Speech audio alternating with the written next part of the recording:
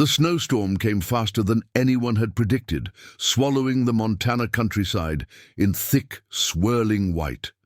Mary, a 72-year-old widow, sat quietly by her fireplace, knitting to keep her hands busy.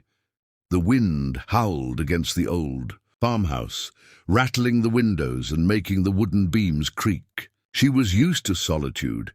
Ever since her husband passed 5 years ago, nights like this were often the loneliest. But she trusted the storm would pass by morning, leaving her world blanketed in silence. What she did not expect was the loud knocking that suddenly echoed through her door, breaking the emptiness. Hesitant at first, she shuffled to the entrance, unsure of who could possibly be out in weather this dangerous. When she pulled the door open, she froze. 15 men stood there in leather jackets covered in snow, their beards frozen stiff, their boots sinking into drifts on her porch. They looked like giants compared to her frail frame, but Mary saw something beyond their rough appearance. Their eyes were desperate, lips trembling from the cold, and one of them whispered, "Ma'am, please, we got caught in the storm. Can we just stay until it passes?" Her heart softened instantly. "Come in, boys," she said, her voice steady though her heart pounded with nerves. The men shuffled inside, stamping snow from their boots and breathing heavily as they warmed their hands. The farmhouse wasn't large, but Mary moved quickly, clearing chairs and pulling rugs closer to the fire. She didn't hesitate, didn't ask too many questions. Instead, she fetched every blanket she could find from upstairs, laying them across shoulders that looked more accustomed to carrying weight than being comforted. The bikers exchanged surprised glances, unused to such unguarded kindness from a stranger. Mary's old pot, blackened from years of use, was soon filled with soup she had stored in her pantry. The aroma filled the air as she stirred, her small figure moving with practiced care. She set the steaming bowls down one by one, urging them to eat. At first they hesitated, but soon they dug in, the warmth returning to their faces. The silence gave way to murmured thanks, then quiet laughter as the fire cracked and the storm raged on outside. Mary, sitting in her rocker, watched with gentle eyes. She had invited strangers into her home, but in that moment, they felt like lost sons.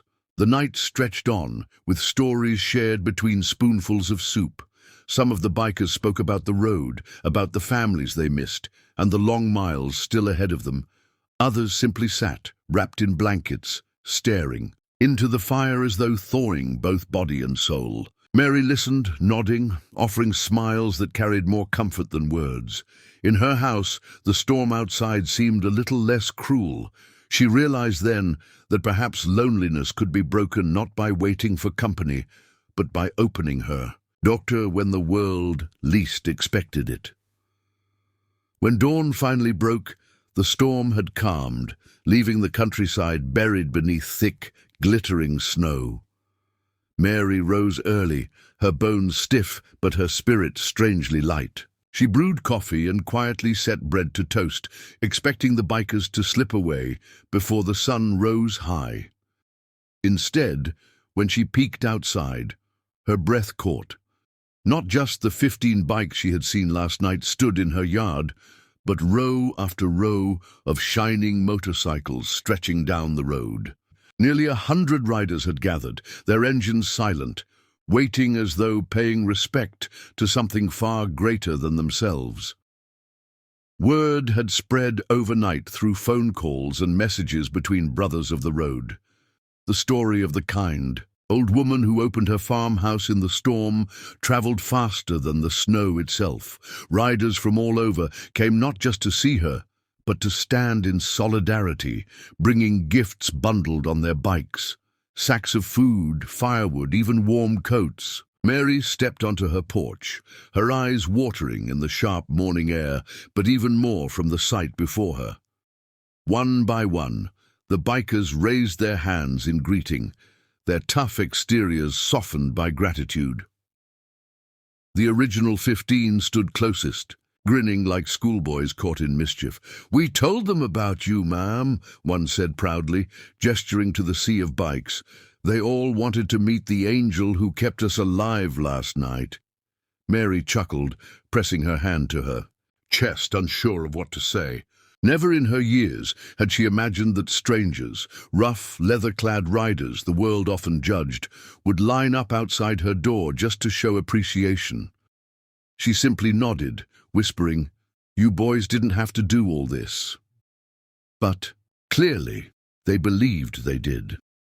The bikers filled her yard with laughter and the smell of grilled food as they set up impromptu cookouts, serving her plates piled high with meat and bread.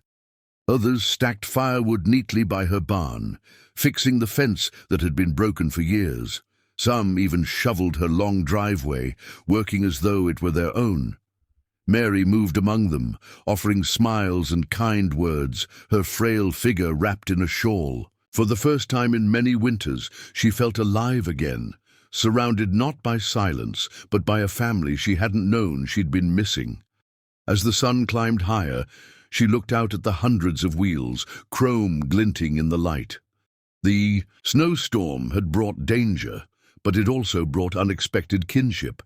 Mary realized her act of kindness had rippled into something bigger than herself. She hadn't just sheltered 15 men, she had welcomed an entire community, and in return they gave her something priceless, a promise that she would never be alone again. The porch of her farmhouse echoed with the sound of engines starting, but Mary knew those hearts would always return to her door.